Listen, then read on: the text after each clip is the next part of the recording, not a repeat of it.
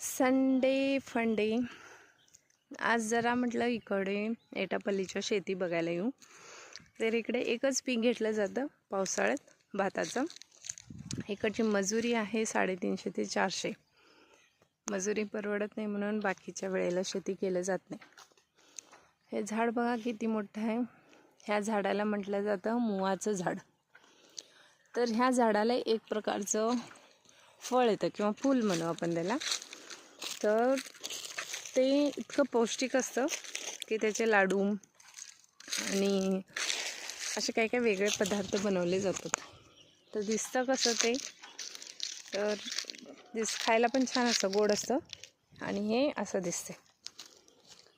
Even ह्याचं दारूही बनवतात असं मी ऐकले. आणि काय लाडू आणि काय करतात. आणि मॅडम हे आपले नाही का नागपंचमी वगैरे राहते त्यावेळेस नाही का देतात, भाजून वगैरे खातात. अच्छा, हे भाजून पण खातात. छान गोड लागतं खरं हे. गडचिरोलीमधलं झाडाचं नाव मुवाच ना. आणि त्याला जे तुरी लागलेले असतात त्याचं तेल काढतात ना. टोरी लागली त्याच्यात तेल. तुरी की काय म्हणतात. टोरी. अच्छा, होते का तुम्हाला. हे जे दिसते ना हे ह्याच्यावरनं हे फुलं पडलेत जे हातात होते माझे. आणि ह्याच्यानंतर तुरी लागते, त्याचं तेल काढलं जातं. सो अशी झाडं लावली जातात. आणि आदिवासी लोक हे सकाळी फुलं वेचायला जातात, त्याच्यानंतर त्याचे वेगवेगळे पदार्थ बनवतात आणि ते विकले जातात.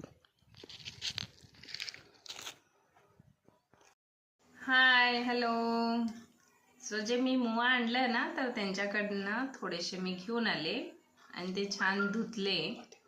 आणि धुतल्यानंतर हे अशा पद्धतीनं धुवून स्वच्छ करून ते खातीये. इतकं गोड लागतं ते, सेम लाईक द्राक्षे. जसं आपण द्राक्षे खातो ना तसं.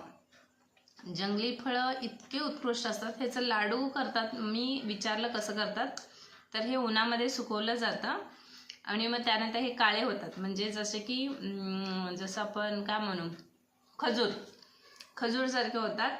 आणि नंतर ते मिक्सरला लावून त्याचे लाडू केले जातात. पौष्टिक असे लाडू आहेत.